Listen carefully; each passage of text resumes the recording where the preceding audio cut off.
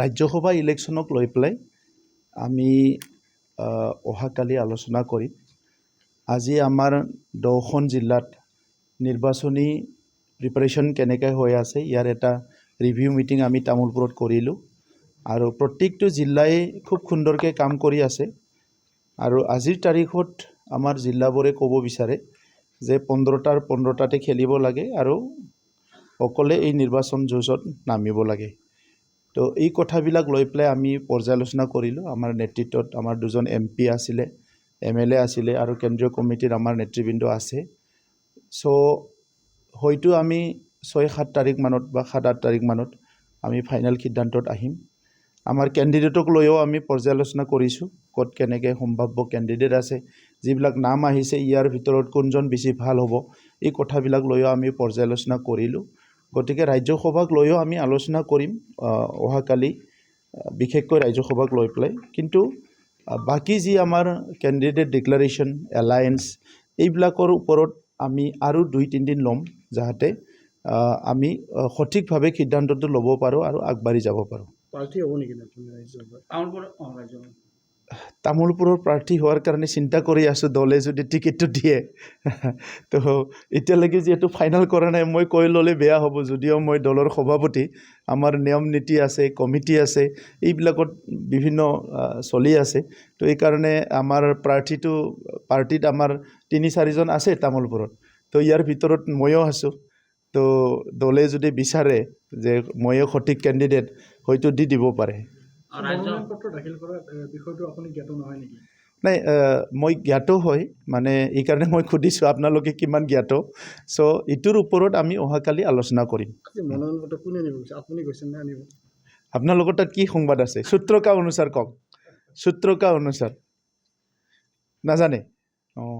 আমাৰ লোকসভাৰ সাংসদ গৈছিলে, তো লোকসভাৰ সাংসদে আনিছে আৰু অহাকালি গধূলি আমি বিতংকে কথা পাতিম আৰু অহাকালি আমি মেডিয়াক কৈ দিম। এই কথাটো পাতি আছোঁ। BTC অঞ্চলৰ যিটো ডেমোগ্ৰাফি, ইয়াত বড়ো পপুলেশ্যন আছে, ছেকেণ্ড লাৰ্জেষ্ট পপুলেশ্যন মাইনৰিটি আছে, ভাল পপুলেশ্যন আদিবাসী আছে, বহুত ভাল পপুলেশ্যন আৰু আমাৰ বেংগলী আছে, অসমীয়া আছে, কোচ ৰাজবংশী আছে, সব জনগোষ্ঠীৰে ইয়াতে পপুলেশ্যন আছে, জনগাঁথনি আছে। চবৰো চিন্তাবিলাক বেলেগ বেলেগ, সব জনগোষ্ঠীৰ ইছ্যুবিলাক বেলেগ বেলেগ। চ' এই গোটেই কথাটো লৈ পেলাই আমাৰ দলত আমি খুব সূক্ষ্মভাৱে পৰ্যালোচনা কৰিছোঁ আৰু সুস্থিৰভাৱে আমি সিদ্ধান্তটো ল'ব বিচাৰিছোঁ যে ৰাইজে বিচৰা নিচিনা কেণ্ডিডেট, ৰাইজে বিচৰা নিচিনা সিদ্ধান্ত, এইবিলাক লৈ পেলাই আগবাঢ়ি যাব বিচাৰিছোঁ। কাৰণ UPPL দল হিচাপে আমাৰ 40টা পৰিষদীয় সমষ্টি আছে, তাত আমাৰ দল আছে।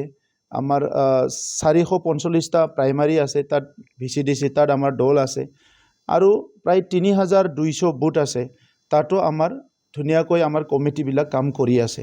তো এইকাৰণে আমাৰ চবেই বিচাৰে যে 15টাৰ 15টাত খেলিব লাগে আৰু অনাগত দিনত UPPL দলটো শক্তিশালী কৰি লৈ যাব লাগে। মই শুভেচ্ছা জনাইছোঁ তেখেতক। দলততো আৰু আহে যায়, তেখেতে নিজৰ দলত ঘূৰি গৈছে।